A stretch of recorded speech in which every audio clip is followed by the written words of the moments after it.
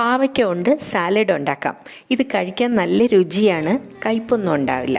ചോറിൻ്റെ കൂടെ കഴിക്കാൻ നന്നായിരിക്കും. നമ്മുടെ വെയിറ്റ് ലോസ് ഡയറ്റ് ഫുഡിൻ്റെ ഭാഗമായാണെങ്കിൽ ഈ സാലഡ് മാത്രമായി ഒരു നേരത്തെ മീലാക്കാം. ഇത് 100 ഗ്രാം പാവയ്ക്ക എടുത്തിട്ടുണ്ട്. ഇതിങ്ങനെ ചെറിയ സ്ലൈസസ് ആയിട്ട്, അതായത് തീരെ കനം കുറച്ച് മുറിച്ചെടുക്കാം. വെളിച്ചെണ്ണ നല്ല ചൂടാക്കിയിട്ട് മുറിച്ച പാവയ്ക്കയുടെ പകുതി ചേർക്കാം. നിറം മാറുന്നത് വരെ മൂപ്പിച്ച് വറുത്ത് മാറ്റി വയ്ക്കാം. മീഡിയം ഫ്ലെയിമിൽ ഒട്ടും കരിയാതെ വറുത്തെടുക്കാം. ഇനി ബാക്കി പാവയ്ക്കയും കൂടെ ഇതുപോലെ മീഡിയം ഫ്ലെയിമിൽ കരിയാതെ വറുത്ത് മാറ്റി വയ്ക്കണം.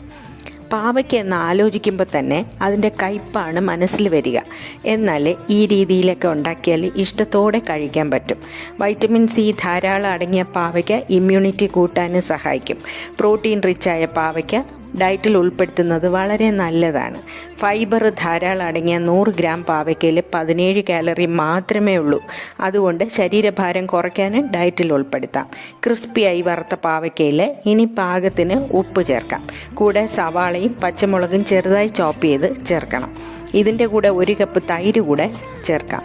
നല്ലൊരു മിക്സിംഗ് മാത്രമേ ഇനിയുള്ളൂ. 1 മണിക്കൂറിന് ശേഷം സെർവ് ചെയ്യാം. ഇങ്ങനെ പാവയ്ക്ക സാലഡ് ഉണ്ടാക്കി കഴിച്ചു നോക്കൂ, ഇഷ്ടമാവും. കൂടെ തൈരിൻ്റെ ഗുണങ്ങളും കിട്ടും.